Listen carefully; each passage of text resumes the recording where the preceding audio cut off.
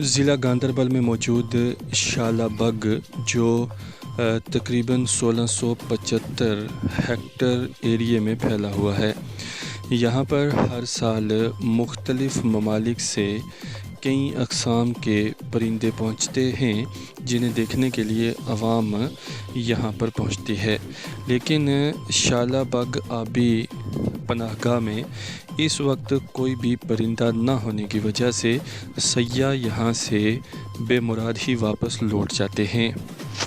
آپ کو بتا دیں کہ ہر سال یہاں پر نومبر سے اپریل کے دوران مختلف ممالک سے رنگ برنگے پرندے یہاں پر پہنچتے تھے، جس سے سیاح اور دیگر عوام کافی لطف اندوز ہوتے تھے۔ انہیں دیکھنے کے لیے دور دور سے لوگ یہاں پہنچتے تھے، لیکن اس سال دسمبر ماہ بھی گزر رہا ہے اور ابھی تک یہاں کوئی بھی پرندہ نہیں پہنچا ہے۔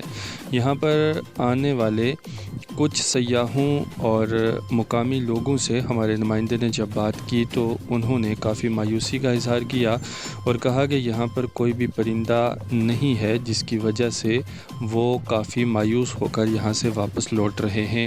انہوں نے کہا کہ اس سے پہلے کبھی بھی ایسا نہیں ہوا، جب بھی ہم اس شالہ بگ میں پہنچتے تھے تو یہاں پر ہمیں کئی طرح کے رنگ برنگے پرندے دیکھنے کو ملتے تھے۔ لوگوں نے کہا کہ یہاں پر پرندے نہ آنے کی کوئی وجہ تو سامنے نہیں آ رہی ہے، لیکن لگ رہا ہے کہ یہاں پانی کم ہے، جس کی وجہ سے اب یہاں پرندے نہیں آ رہے ہیں۔ قدرت نے گاندربل میں موجود شالہ بگ کے اس آبی پناہ گاہ کو کافی خوبصورت بنایا ہے اور جس طرف بھی نظر دوڑائی جائے قدرت کی خوبصورتی یہاں دیکھنے کو ملتی ہے۔ جب یہاں پر رنگ برنگی پرندے پہنچتے ہیں تو اس جگہ کی رونق میں مزید اضافہ ہو جاتا ہے، لیکن اس مرتبہ ابھی تک ایسا دیکھنے کو نہیں مل رہا ہے۔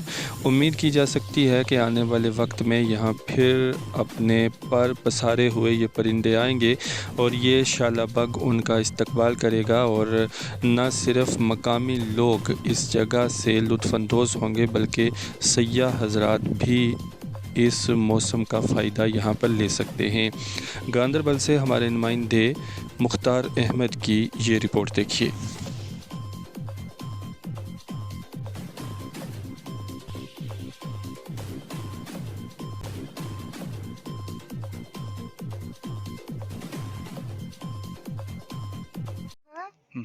ویٹ لینڈ میں آئی ہوں۔ تو آپ کیا دیکھنے آئے تھے ویٹ لینڈ میں؟ کچھ برڈس وہ یہاں پہ ہے ہی نہیں۔